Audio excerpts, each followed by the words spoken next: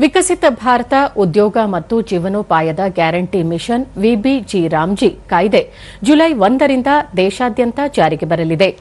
ಈ ಶಾಸನವು ಗ್ರಾಮೀಣ ಪ್ರದೇಶದ ಬಡವರು, ಕಾರ್ಮಿಕ ಕುಟುಂಬಗಳು, ಮಹಿಳೆಯರು, ಸ್ವಸಹಾಯ ಸಂಘಗಳು ಮತ್ತು ರೈತರಿಗೆ ಹೊಸ ಭರವಸೆ, ವರ್ಧಿತ ಆದಾಯ ಭದ್ರತೆ ಮತ್ತು ಗ್ರಾಮಗಳಲ್ಲಿ ದೊಡ್ಡ ಪ್ರಮಾಣದ ಸುಸ್ಥಿರ ಅಭಿವೃದ್ಧಿ ಉಪಕ್ರಮಗಳಿಗೆ ದಾರಿ ಮಾಡಿಕೊಡಲಿದೆ ಎಂದು ಕೇಂದ್ರ ಸಚಿವ ಶಿವರಾಜ್ ಸಿಂಗ್ ಚೌಹಾಣ್ ತಿಳಿಸಿದ್ದಾರೆ.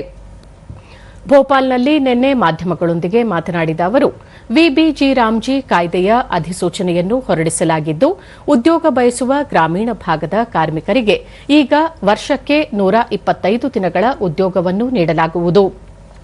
ರಾಜ್ಯಗಳೊಂದಿಗೆ ವ್ಯಾಪಕ ಸಮಾಲೋಚನೆ ನಡೆಸಿದ ನಂತರ ಹೊಸ ಕಾಯ್ದೆಯ ನಿಯಮಗಳನ್ನು ರೂಪಿಸುವ ಪ್ರಕ್ರಿಯೆಯು ಪ್ರಸ್ತುತ ನಡೆಯುತ್ತಿದೆ ಎಂದರು.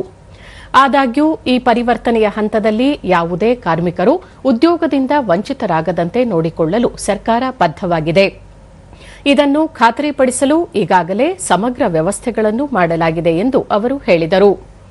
ವಿಬಿಜಿ ರಾಮ್ಜಿ ಉಪಕ್ರಮದಡಿಯಲ್ಲಿ ಹೆಚ್ಚಿನ ರಾಜ್ಯಗಳು ಅಗತ್ಯ ಸಿದ್ದತೆಗಳನ್ನು ಪೂರ್ಣಗೊಳಿಸಲು ಗರಿಷ್ಠ 6 ತಿಂಗಳ ಕಾಲಾವಕಾಶವನ್ನು ಹೊಂದಿರುತ್ತವೆ.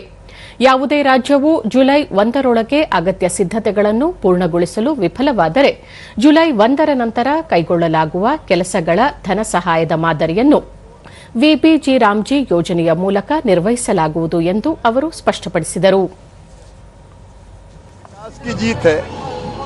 जन कल्याण की जीत है और कांग्रेस तो अब सांप्रदायिक पार्टी बनकर रह गई है. हिमंता जी के नेतृत्व में असम ने विकास किया है और प्रधानमंत्री के आशीर्वाद और मार्गदर्शन से अब सुरक्षित आसाम और विकसित आसाम, विकसित भारत के लिए उसका निर्माण हो रहा है. बहुत बधाई.